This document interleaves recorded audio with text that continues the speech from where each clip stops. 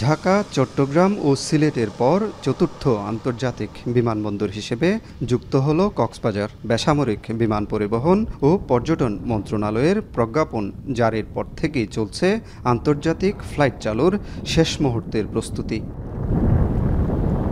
কর্তৃপক্ষের দাবি, আন্তর্জাতিক টার্মিনাল ভবনের নিচতলার অ্যারাইভাল অংশ পুরোপুরি প্রস্তুত।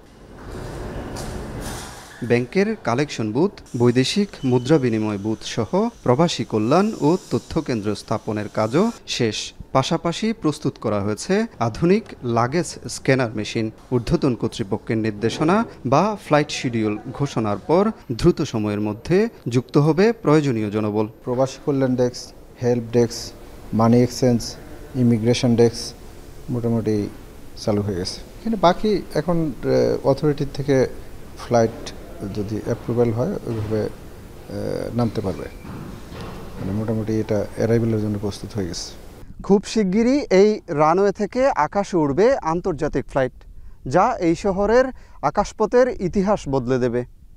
তখন কক্সবাজার শুধু অবকাশ যাপন নয়, আন্তর্জাতিক সংযোগের নতুন কেন্দ্র হবে। প্রথম পর্যায়ে কক্সবাজার, ঢাকা, কলকাতা, কক্সবাজার রুটে সপ্তাহে একটি ফ্লাইট চালুর পরিকল্পনা বিমান বাংলাদেশ এয়ারলাইন্সের। পরবর্তীতে যাত্রী চাহিদা বিবেচনায় ধাপে ধাপে বাড়তে পারে ফ্লাইটের সংখ্যা। ঝিনুকাকৃতির দৃষ্টিনন্দন টার্মিনাল ভবনের কাজ শেষ হয়েছে প্রায় ৮৬%। বর্তমানে ৯,০০০ ফুট দৈর্ঘ্যের রানওয়ে সাগরের বুকে আরও ১,৭০০ ফুট সম্প্রসারণের কাজও শেষ প্রায় ৮৪%। শিগগিরই এটি হতে যাচ্ছে দেশের দীর্ঘতম রানওয়ে। রানওয়ের বিষয়ে রানওয়ের মোটামুটি কাজ 85%, আমি জানছি 85% এর মতো কাজ শেষ হয়ে গেছে, আর প্রজেক্টের সময় আছে, ওর মধ্যে হয়তো শেষ হয়ে যাবে। বিশ্বের দীর্ঘতম সমুদ্র সৈকতের শহর কক্সবাজারে সরাসরি আন্তর্জাতিক ফ্লাইট চালু হলে বিদেশি পর্যটকের সংখ্যা বাড়বে, যার প্রভাব পড়বে পর্যটন সংশ্লিষ্ট ব্যবসা বাণিজ্যে। তবে ব্যবসায়ীদের মতে প্রকৃত আন্তর্জাতিক মানে পৌঁছাতে বিমানবন্দর ও শহরকে সাজাতে হবে বিদেশি পর্যটকদের উপযোগী করে। বাংলাদেশের সামুদ্রিক মাছ পৌঁছে যায়, দুবাইতে যাই, মালয়েশিয়াতে যাই, সিঙ্গাপুরে যাই।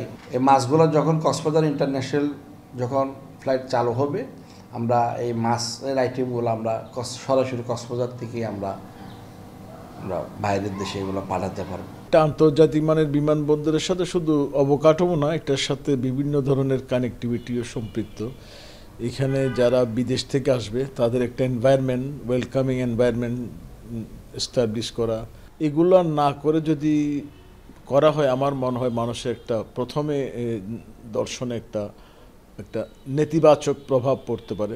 বেবিচকের তথ্যানুযায়ী চলমান ৩ প্রকল্পের মধ্যে কক্সবাজার বিমানবন্দর উন্নয়ন প্রকল্পে ব্যয় হচ্ছে ২,০১৫ কোটি টাকা, রানওয়ে সম্প্রসারণে ৩,৭০৯ কোটি, আর টার্মিনাল ভবন নির্মাণে ব্যয় হচ্ছে ২৭৭ কোটি টাকা। মনতোষ বেদজ্ঞ, এখন কক্সবাজার।